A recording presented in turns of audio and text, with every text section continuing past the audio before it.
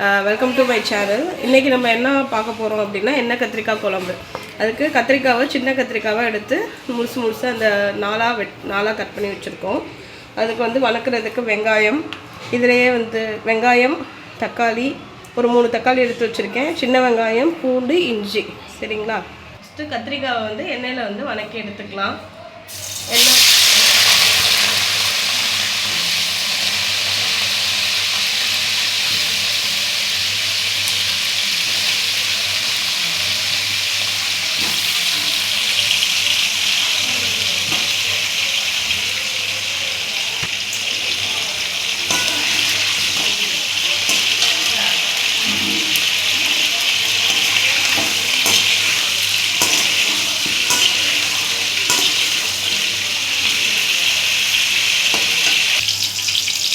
கத்திரிக்காய் நல்லா வணங்கிடுச்சு, நம்ம எடுத்துடலாம்.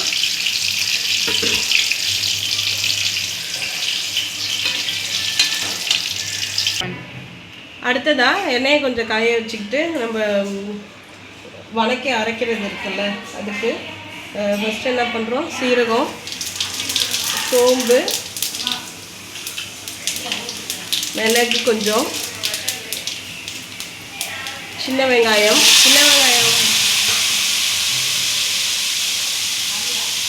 வெங்காயம்லாம் போட்டால் நல்லாயிருக்கும் டேஸ்ட்டு. சின்ன வெங்காயம் போட்டு வணக்கினா தான் உங்களுக்கு அந்த குழம்புல ஒரு இனிப்பு தன்மை இருக்காது.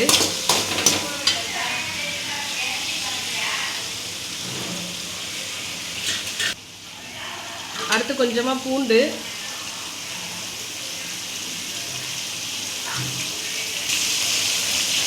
அப்புறம் கொஞ்சம் இஞ்சி, வெங்காயம் போட்டிருக்கோம், பூண்டு, கொஞ்சம் இஞ்சி, மிளகு, சீரகம், சோம்பு, இது எல்லாமே போட்டு கொஞ்சம் நல்லா வணக்குறோம். இது கொஞ்சம் நல்லா வணங்கினோன்னா நம்ம தக்காளி போட்டுக்கலாம்.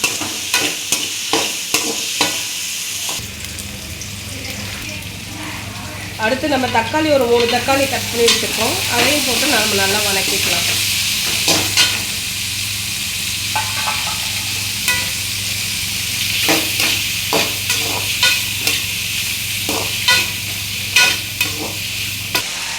நம்ம தக்காளியோடையே கொஞ்சம் உப்பு போட்டிருக்கோம். உப்பு போட்டு வணக்கணும்னா தக்காளி சீக்கிரம் வணங்கிடும், மசாலா கூடயே நல்லா ஒன்று சேர்ந்துடும்.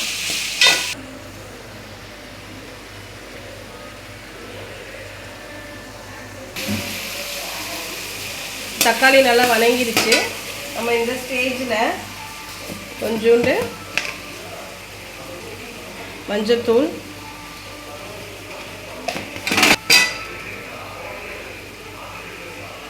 மிளகாய்த்தூள் காரத்துக்கு ஏற்ப நான் ஒரு 3 ஸ்பூன் போட்டிருக்கேன். ஏன்னா கொஞ்சம் குவான்டிட்டி அதிகம் இங்கே, அதனால் 3 ஸ்பூன் போட்டிருக்கேன். அதே மாதிரி மல்லித்தூள்,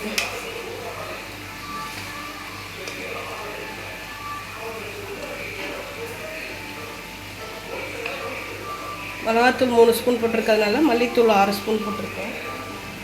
இதையே நல்லா நம்ம அந்த எண்ணெயிலேயே நல்லா வணக்கி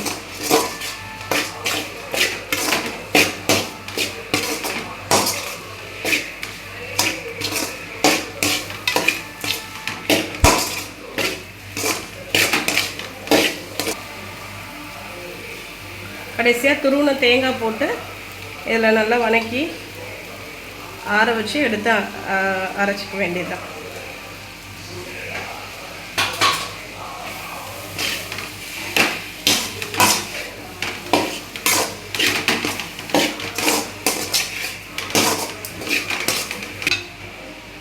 இப்போது அரைக்கிறதுக்கு தேவையான மசாலா ரெடி ஆகிடுச்சு.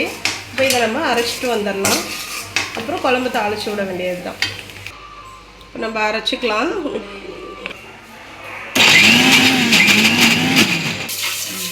அடுத்து நம்ம குழம்பு தாளிக்க போகிறோம்.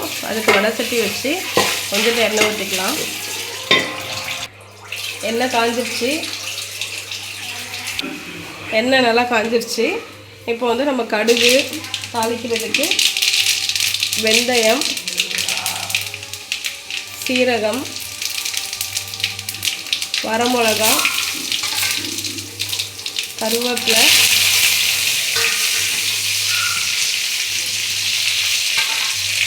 அடுத்து வெங்காயம். ஒரு 2 வெங்காயம் கட் பண்ணி வச்சுருக்கேன், பெரிய வெங்காயம். இப்போ போட்டு நம்ம நல்லா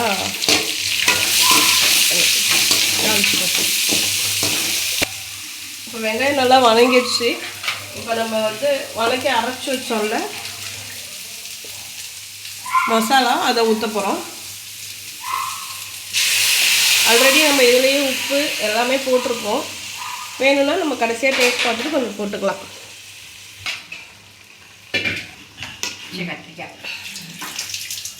இப்போ மசாலா கொதிச்சு அந்த எண்ணெய் பிரிஞ்சு வர நேரத்துக்கு நம்ம புளி ஊற்றிக்கலாம். இன்னும் வரல, இப்போ தான் ஸ்டார்ட் ஆகிருக்கு. பாருங்கள், அந்த மசாலா கொதிச்சு அந்த எண்ணெய் பிரிஞ்சு வந்துருச்சுங்களா, உங்களுக்கு தெரியுதுங்களா? இந்த டைத்தில் நம்ம புளி கொஞ்சம் ஆட் பண்ணிக்கலாம். நான் வந்து குழம்பு நிறைய வைக்கிறேன், இங்கே ஒரு 15 பேர்த்துக்கு வைக்கிறேன், அதனால புளி நிறைய ஊற்றிருக்கேன். புளி நல்லா கொதிஞ்சிருச்சு. இப்போ வந்து நம்ம அந்த கத்திரிக்காவெல்லாம் உள்ளே சேர்த்துக்கலாம்.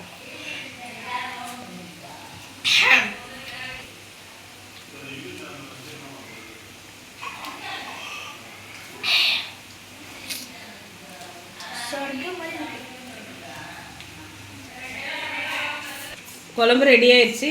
கடைசியாக நம்ம கொஞ்சோண்டு கொத்தமல்லியை தூவி குழம்பை இறக்கிக்கலாம். அவ்வளோதான். சாப்பிட்டு பார்த்துட்டு எப்படி இருக்குன்னு கமெண்ட்ஸில் சொல்லுங்கள். தேங்க்யூ. அடுத்த வீடியோவில் சந்திக்கலாம்.